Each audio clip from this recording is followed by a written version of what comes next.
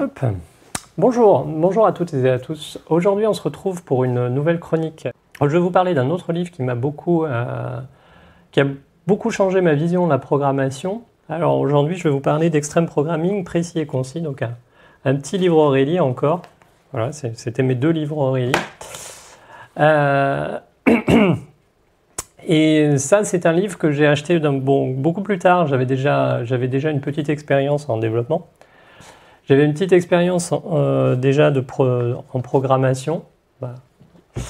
J'avais une petite expérience en programmation, j'avais déjà fait quelques projets et j'étais à un tournant où il fallait que je trouve un nouveau travail.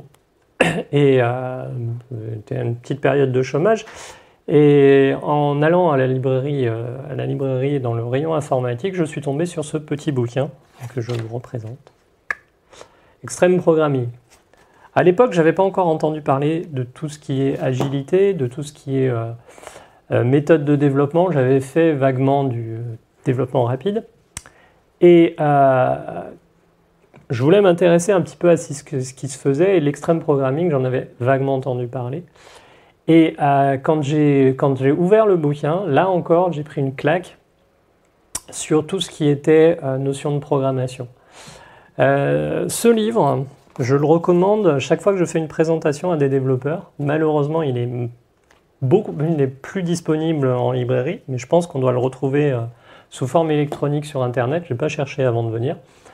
Je n'ai pas cherché avant de faire la chronique, mais si jamais je le trouve, je mettrai un petit lien.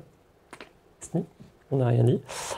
Je le recommande parce qu'en fait, c'est un résumé extrêmement épuré de tout ce qui est l'extreme programming. Ça parle de valeurs, ça vous parle de ce qu'on attend d'un programmeur, d'un développeur quand il utilise cette méthode. Ça parle de pratique aussi, on parle de TDD, on explique exactement ce que c'est, on parle de pair programming, on explique les avantages et les inconvénients de ces méthodes. Ça dresse un résumé. L'extreme programming, pour ceux qui n'en ont jamais fait, en fait, c'est un ensemble de valeurs et de préconisations. 4 valeurs et 12 pratiques. C'est des choses qui aujourd'hui apparaissent comme du bon sens, c'est-à-dire d'impliquer le client, de travailler avec un code source partagé, de faire des tests. Et pourtant, en fait, quand on reprend certains aspects, quand on en discute avec certains développeurs, quand on va dans certaines entreprises, on se rend compte que ce n'est pas quelque chose de commun. Puis aujourd'hui, l'agile est devenu un terme un peu fourre-tout, donc si je préconise ce bouquin, si j'apprécie de le relire régulièrement, c'est pour revenir aux bases, c'est pour revenir à l'essentiel de ce qu'est notre travail de développeur, c'est-à-dire de délivrer des programmes avec de la valeur, de sortir de la valeur. Donc voilà, si jamais vous retrouvez ce bouquin, si jamais vous le trouvez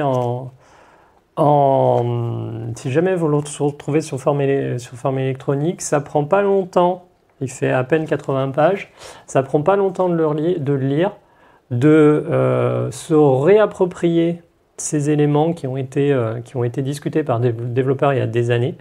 Et puis, pourquoi pas, d'inventer vous-même vos bonnes pratiques et de sortir le nouveau concept de programmation, le nouveau paradigme de programmation, la nouvelle méthode qui va vous permettre de mieux travailler.